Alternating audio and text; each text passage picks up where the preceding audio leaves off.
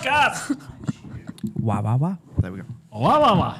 So we have, which camera shall I look at? I don't know. This is new. That one. Hello, people. We've decided to jump on and discuss the recent TV series that is out on Netflix right now, Adolescence. Now, if you are currently watching it and you're making your way through, maybe don't watch this until after you've seen the series. But definitely come back to watch this. 100%. Because we're more talking about the technical masterpiece of what this program was, more because I've been geeking out. Yeah. First thing this morning, I've just been off for a week. I come back and the first thing we say is, have you been watching Adolescence on Netflix? And we're both like little school kids getting really excited about it. We're like, it's so cool. Yeah, I was slightly tired this morning because we had to double up the last 2 episodes, meaning I stayed up that extra hour. I'm such an animal. You're crazy. Yeah, so I stayed up that extra hour to actually finish the series, and then Alina came in. And the first question I get asked, have you watched the show? Yeah, and you finished it as well, right? Yeah, I did. So we can talk about it. So if you have not seen Adolescence or you're going to watch it, maybe don't listen along or watch along, because there may be spoilers. We're not actually focusing, like I say, on the spoilers. It's more the technical things. Yeah. So for those that don't know, and if you're thinking about watching it, the whole thing, each episode is shot in a one take. Kind of like this right now. Does that count? Yeah, it does. Yeah, we're exactly the same, right? But they did it with one camera. Yeah. We've got 3. Yeah. One take throughout the entire episode. Which is like an hour long every episode as well. Yeah. Yep. It's an hour long for one take. It's mental. Absolutely mental. But it blew my mind. Yeah. It is such a unique way of doing it, and they've been talking on social media, and I thought it was incredible. What were the things that were sticking out in your head, Alina, when you were watching it? Well, first, when I heard I used all one take, I didn't believe it. I thought maybe there could be like a transition or something to make it work, but it wasn't. It was just all in one take. And I think they did the right choice because it obviously makes it feel more real, like you're in there with them. So I found it doing weird things to my brain.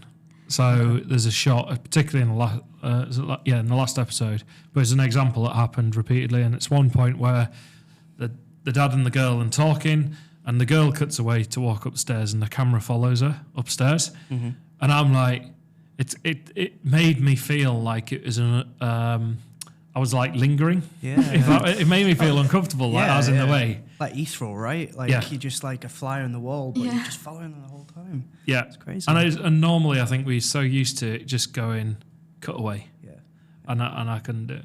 What stood out with the style for you? Oh, so I knew it was a one take, right? But I thought it was more like Birdman, where they were like, or like 1917, you said, right? But they've used edits in that to make it look like a one take. Yeah. I thought they did the same thing, but then you're watching it, and it's that first scene where they get in the car and they go up the road in the police car, and I'm like, there's no way they've cut anything here. There's nothing to cover the camera. And I'm like, hang on a second. Then by the end of the first episode, I was like, this is incredible. It's all one take. It's crazy. But I was saying to you this morning, it's like watching a play, right? When you watch a play, there's no like edits in there. There's no cuts. It's just acting, pure acting. And for them to then pull that off on camera. And move locations. Because obviously acting in the theatre, you're on a stage. Yeah, there's one thing, What I liked about it is there's a couple of episodes, one where the lad's being interviewed, for example, the camera pans around the back of the lady's head and it fills the frame. And now me with my video editing head is like, that's the place I put the transition in. I could either just film it twice with a cut and go, it's her head, end on her head and start on her head. Yeah. And I'm like, I think the camera people were like playing with us here going, we could put a cut here. Yeah. Like I was going, you could easily mask a cut there. That's exactly what I said. Going through doorways, right, in the police station, you follow one of the guards going down from the interrogation room, I think, to the family room. Yeah. And I was saying to my wife, I was like, I think that's a cut maybe when he goes in the room, but it's been done so well if it is, but it isn't. Yeah, but it isn't. It's all one. And I thought they'd masked him out and then cut between the rooms and the door, and I'm like, that's so much extra work. But they haven't. Like, for me, it was like, I don't know. I feel the camera folk were like putting these opportunities in, because my wife really enjoyed it and she started going along with the story, and I'm just geeking out on the camera shots. So one for me, you go from outside to inside. What the hell are you doing with your exposure? Exposure, right? Yeah. Because you don't see the camera go from light to dark. Like, that's what we have to wrestle with and do this. So I'm like, the police station in the first one, I'm going, right, where is the lighting here? Where are the shadows being cast from? And is there, like, there's one bit where the guy's on the phone and he's got a shadow on the wall behind him. And I'm looking at the shadow, like, but then the camera widens and there is a window there to, like, reference the light. Yeah. So, like, yes, I'm sure they put a light source there, but I was just like, how on earth? Because at no point do you see the footage go like step the brightness up, whether you change the ISO. I wonder how they did that then. That'd be really interesting to sort of look into. Yeah, because there's a dynamic range of cameras. Like, if I'm pointing at you outside and the sun is behind you, I'm exposing for you. Now, obviously, the higher, more expensive camera you do, the more dynamic range you get. So you can capture more of the information of the low colours and the high colours, the highs and lows. However, you then walk in a house from bright sunlight. Yeah. I don't understand how they've done that so well anyway, because normally I'd just expect to see like a couple of steps in colour or an ND filter move out the way. Yeah. And at one point I'm going, is it gradually getting brighter slowly here? So I wonder if it's a lot of post in that. So yeah, it's done in one take. That would be, but they've filmed it and then they've gradually turned it, like you said, within maybe like a 5-second window, and then they've done it in the edit. I mean, did you think it was good? I couldn't see it. I couldn't see it. I couldn't see any transitions. And there's also parts where, like, there's a camera because you're inside, and then you go outside, and the camera goes on a drone. And you can't tell when they put the camera on the drone. That's cool. So I'd seen that behind the scenes bit where they do that, and I wish I hadn't. Because watching that for the first time, seeing them go from like it's a zebra crossing, isn't it, or like a light, and then it just flies off, and I'm like, what? you know? And then it lands again at another place. So as it was coming in, I'm going, there's two people just behind that van, just waiting to catch the drone as it comes. Like, honestly, it blew my mind in terms of, but you've got all of this pocket, like, I don't know, there's just so many moving parts from the exposure's point of view. It was when the lad first goes in the police station, I'm looking at him going, like, trying to go, is it, like, everyone else is listening to the story. Meanwhile, I'm trying to go, is this slowly getting brighter or not, or is it staying the same? So when he was in the van, that was it, from the house to the van, and I'm like, what are they doing with the exposure? That whole thing going in like a car as well, like, and then coming out of the car and stuff like that, because obviously that's going to be changing the light as you're going under a tunnel, right? When it's in the car and it goes under that bit. Like, it's crazy. It's crazy. I know that they did... So the production of it was 3 weeks of rehearsals, and that includes the actors, the cameramen, and then a technical rehearsal, right? So I imagine they got through a lot of problems then. But then to have, like, a shoot all in one, if something goes wrong, what are you going to do? Like, you know, the team works so hard, like, as a team, collaboratively. It's insane.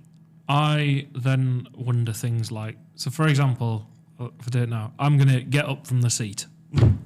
Right? That carries through the microphone, right? Yeah. Oh, sound, so sitting in chairs. Like, because the whole sort of sound design around it is done so well, just for, like, you know, all this sort of ambient knocks and boshes you get with equipment. It's not like you're going, are you ready? You're going to talk now. They've got to, like, mess around with props. Mess around with things. I mean, you know, the sound guy must be like... But where are they hiding the sound guy for starters? There's nowhere to hide them. Like, they must be following behind the camera, right? Surely. I mean, especially episode 2 with the school. There's so many people involved in that, the whole school. Like, and to get the sound right. But the sound is so clean. But then also you've got the added thing of, I don't know, let's say camera person's one, you've got sound... And I'm like, I wonder if someone's carrying a light around as well, potentially. Like a lantern or something, if they need it in certain areas. I don't know. But it's like, you must have... I need to see more behind the scenes to work out if they had, like, an army of people. But it's all the noise they then make. Yeah. I think they had to rehearse, like, a sort of choreography. Like, not just the actors, but also, like, all the people behind, or, like, where they have to go and... how I they know move. there was a clip where they did a rehearsal and they stumbled over a chair, and it's like, right, so when we do the next take, move that chair out of the way. But of course, if you're working with kids as well, right, and they're going down corridors, you've got to make sure no one's going to bump into someone or like the cameraman. It's insane the amount of work they've done. And also the amount of sorting people out, and in terms of even like some of the main cast, how on earth did they remember the script for that length? Well, like and beats and cues to be on various bits. You know, like how? Yeah, I think it's such dedication from everyone. Yeah. And Stephen Graham, who plays the dad in it, and he co-wrote it a bit, I think, he said it was amazing. He'd never been on a project where everyone was so involved and so in sync with each other. Yeah. Because you have to be. It's like choreography, like you said, it's like a dance piece, right? You all have to be in time with each other to make it work. And it works so well. It's been pulled off amazingly. And I can't think of another example like this in film or TV. No. Like people have mimicked a one shot, but to actually do it and... Yeah, and it's one thing doing it for 2 minutes. Yeah, but to do it for an hour, like the actors. And that, I can't remember the name of the actor who played Jamie, but that third episode where he's like in that interview like setting, for one room, that's incredible. And just and he improv'd in that as well. Yeah, so there was a yawn that was improv'd, and he said on an interview he goes, it was like our second run of the day, we'd been at it, we'd been running about and sorting things out. I was genuinely quite tired, so I yawned as she's talking, and then the lady improv'd the line, am I boring you? And he went, I genuinely laughed because it wasn't in the script. But like then added to the performance. It's brilliant, absolutely brilliant. The other technical part of it, so they did the 3 weeks of rehearsal, and then I believe it was 2 shoots a day over 5 days. So you get 10 shots at one episode. And I think, bar the second one, every single one was the final take. So it's the 10th shot they did, and that's the one that went out. They went through each one 10 times? Yeah, 10 times. 5 days, 2 shots, 1 in the morning, 1 in the afternoon.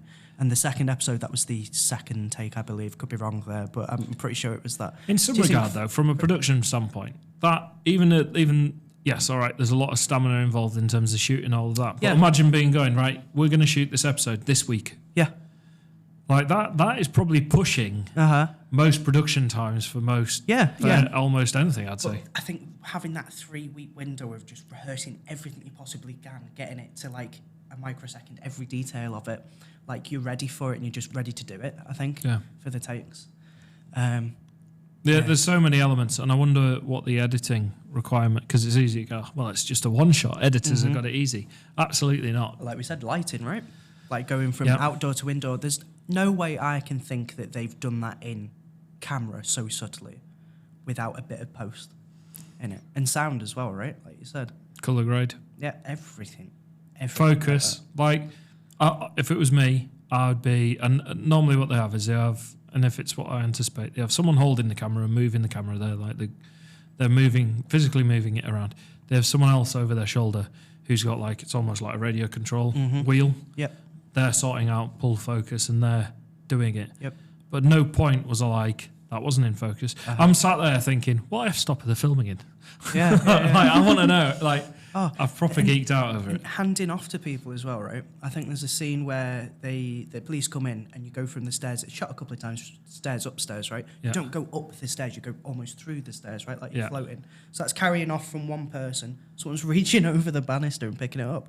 There's no difference in the camera style there either. Yeah. There's another way it goes out the classroom window. Yes. Oh my God. Yeah. And you can see the glass pane, right? Yeah. And you see it for a second, which I assume is done in post, surely. Yeah. Apparently there was no window and they added it. Yeah, in post. It's incredible. I wasn't expecting that shot either. I didn't think of that. Yeah. Yeah. Because I was like, hang on, there was glass there. Yeah, there was glass there, right? That's what I'm saying. Then I'm like, did they have half a pane and they just sort of moved it? Yeah. But I'm also like weather. I wonder whether they were we're very fortunate that most days are overcast and grey, but you kind of do need that, right? Yeah. Oh, imagine if it started raining halfway through a shoot. Yeah. And you have to redo it, They'd probably lean into it, in fairness. Yeah. Oh, yeah. Yeah. It's crazy. I think there was only one issue in the police station. The power went out at one point, so I had to reshoot it. Did it? The lights went off. Obviously not in the final thing. Yeah. But could you imagine you've just done you're on day 4 or something 56 minutes in. Exactly. And it's come on. But again, I think you work with it. I think because the team was so dedicated to doing it, and they're clearly excited about the project. Like it's never been done before. You just push through, right? And you just do it. Incredible stuff. In a way, I really hope they don't do a season 2. So it's perfect how it is, I think. Yeah, I think you could do an alternative. You know, like a series style. Yeah. But I think there's some major sort of learnings there. I'm watching it going. I think in this day and age, I'm a big believer in simplicity, actually. Because the budgets, yes, all right, that was very...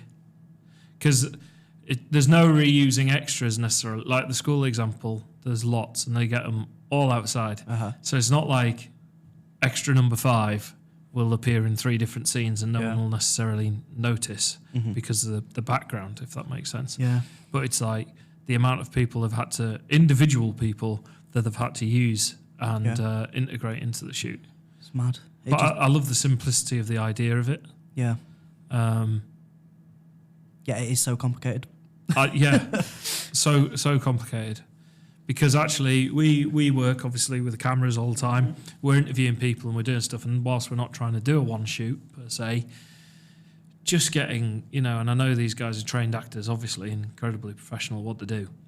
But just trying to get your lines out. Sometimes, I stumbled over just saying this at the start of the sentence. Do you know what I mean? Which is still a one take, by the way. This is still yeah. We won't cut it, but you do. You stumble, and it's like it was flawless. Yeah, it's insane in terms of what they did. Yeah, and I was looking for those opportunities where it might have been slightly left field. I mean, the bit where he grabs hold of that young lad. Yeah. And I'm like. They've obviously agreed that he's going to do this. Oh, he's going to do that, rough, but that was proper. Yeah. They played emotive. with sound as well just throughout the whole thing. I know it's not to do with the camera stuff so well. In the shop where he's sort of getting more aggressive and you can hear things fade out. I think you can play a lot with that in terms of, like, even during film, and it's like, this doesn't sound quite right. Could we do something with it for the story, Yeah, because there's the sound of rain on the interview scene. Yeah. Which kept coming in and going. I was trying to work out if they were trying to bring it up when the lad was getting more frustrated. Yeah, so good. What were your biggest takeaways from that then? What was the thing that stood out the most for you? I really liked it, the whole thing, like one take. And I think it just shows that being a bit different stands out, because that does feel like it's just a lot simpler. Yeah. But it actually adds a lot more to that. This is like a different thing, but there's also a movie that won an Oscar, which was Flow, which apparently was made on a whole like free editing software. Right. Okay. So. That won an Oscar, and it was that same for free, style. like free editing software. Right, okay. And it was an animation. Oh, movie. so you're saying about the importance of simplicity? Yeah. Yeah. So just made it. Someone won an Oscar with free. Yeah, I get it. Someone won an Oscar with free editing software, and these guys were like, right. I think almost the execution level that they've had to do with this is. Whilst you can go, it's a one take. It's the production cost in terms of requirement, and buy-in is so high. Yeah, it's crazy. What's the biggest thing that stood out for you? Oh, I don't know. It makes me want to do something similar with it. Like we work with a lot of clients. We do like TV ads and stuff like that. But it just kickstarts your creativity, right? To be like, how can we do something similar to this, and like how would we do it? I think you've said like you're watching the series and you're like, you're not so much focusing on the story of it, you're like, how on earth did they film that? And it kickstarts your brain into being like, I want to try that. Like, and I think in a way that's kind of why I don't want a season 2 of it, because it's so perfect in its own little package. You want them to do something completely different. Going to be a season. They haven't, and I really hope they don't. Which is, I mean, I want to see more of that sort of stuff, but I think it's so special in itself, its own little contained thing. And just, I love creatively thinking as well, like these little scenarios of how to do stuff. Yeah, I think the things that they touched on, whilst everyone, I kind of feel for the writers a little bit actually, because whilst everyone's focusing on the one take and the execution, the acting was some of the most impressive acting I think I've seen on Yeah, TV. and they did mention that boy, that actor, it was his first ever. Yeah, he was phenomenal. No way. Well, he's not done anything before. No. Like, oh, wow. He was absolutely... That's intense. He was phenomenal. That's intense. I think I'd heard like the third episode was his first day. That was his first scene or something like that. Third one, yeah. Just because of scheduling or something like that, which is intense, right? Like Yeah. to do a whole hour essentially with you and just one other actor. Yeah, and I think in one interview he mentioned that he prefers this like one take approach because it make like cutting and like stopping and going every time. It just takes you out of it. That's That's an interesting point. because in the interview scene he's obviously up and down, but you can kind of flow. Yeah. I mean, is it more tiring to do a take all the way through, or is it if you've got a full day of filming and you're doing like 15 takes of something for just one little scene? I was thinking this because I'm aware when we do an event, so when we're photographing or filming an event, and bear in mind that's behind the scenes, right? Or we're doing the ongoing marketing. You know, we've got this fundraiser event that we're going to go and support. You saw it last week at that event I was covering. I get a little bit nervous beforehand because you know that a lot of stuff's going to happen live. You need to capture it. You need to do it, and it's like mentally I'm preparing myself to do it, and then in the moment this is just me trying to compare to what I imagine, by the way, not me saying it's as hard.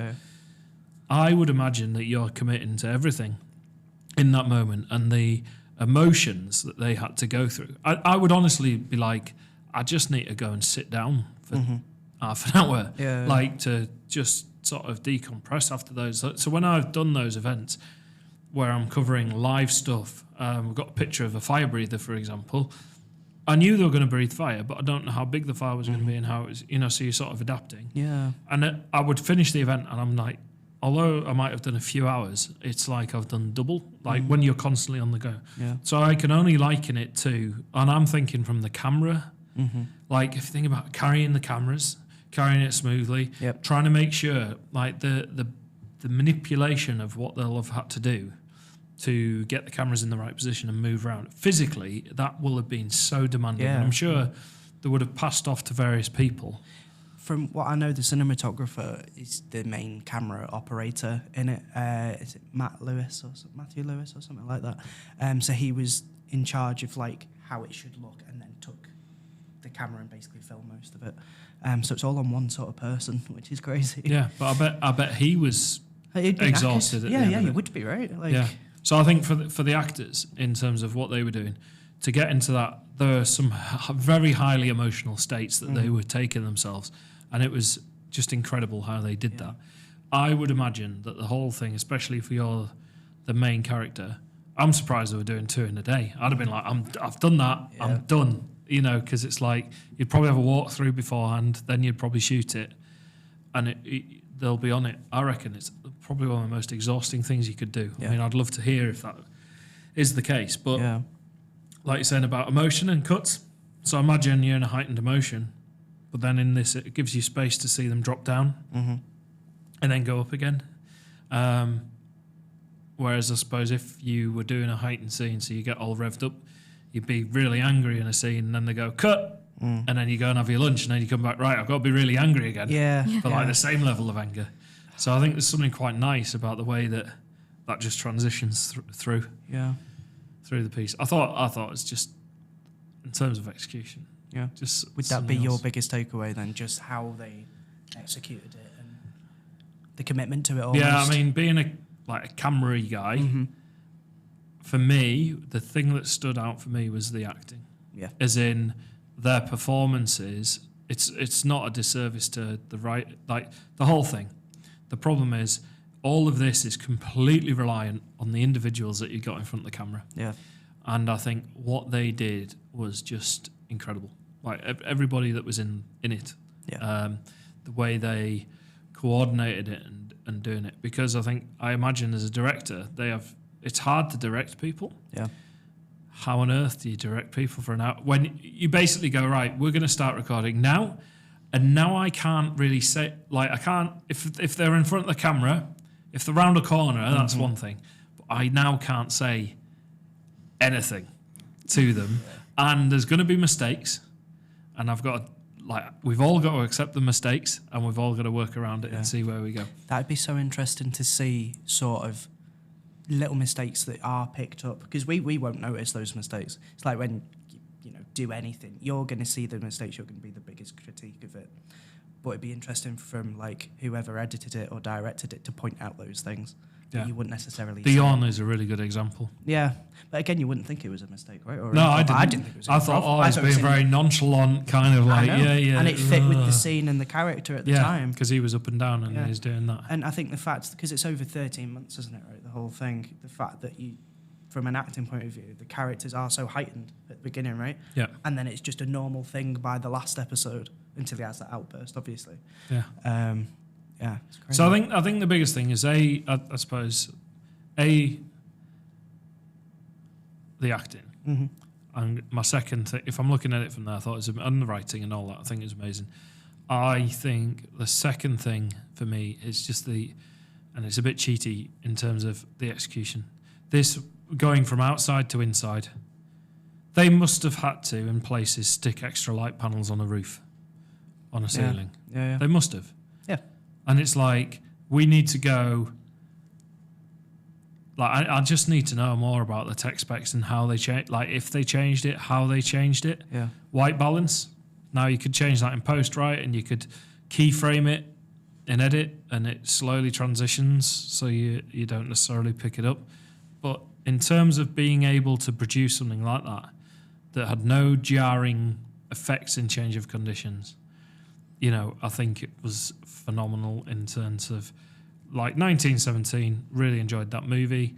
I want to say it's filmed as a one take, but it isn't a one take. Yeah. They mask the transitions, they can then light each area. This, absolute true sense of one take, and they didn't make it easy for themselves. No.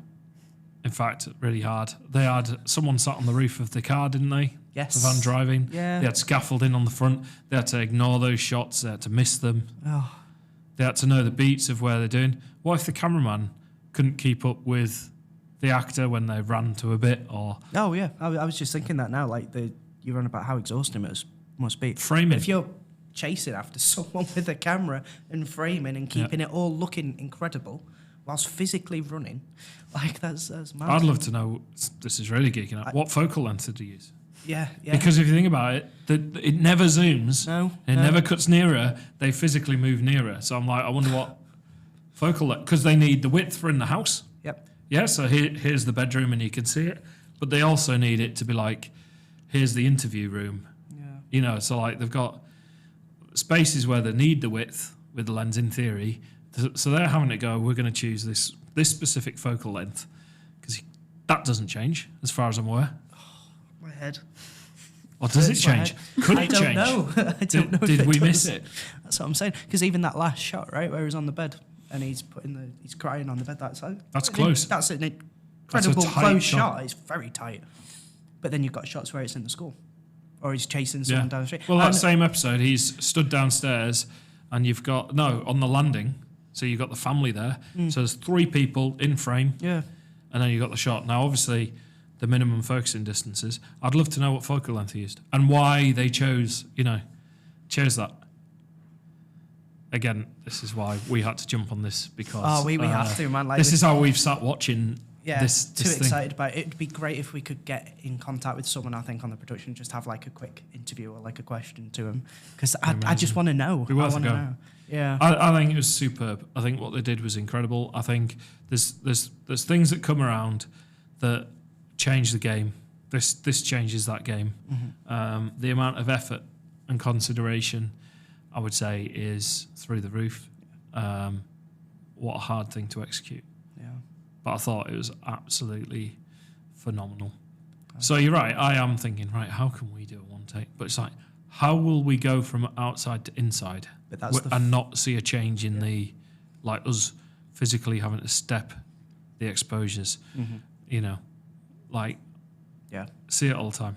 We'd have to ramp that in order to do it. And I mean, they are using the highest end gear, I imagine. I looked what the camera specs were, but I imagine it would be something like a red camera or an RE or something like that, you know, proper job to have the dynamic range that they have it. But I think it was superb. Wow. Yeah. Have we got it out of our system? Yeah, it's completely out of my system, but am I still going to be ranting and raving about it? Yeah, absolutely. Yeah, probably. Yeah. Okay. So yeah, we wanted to jump on the microphones today and actually have this discussion live and aired. If you haven't seen Adolescence, I don't think we've ruined anything in particular. Go and have a watch.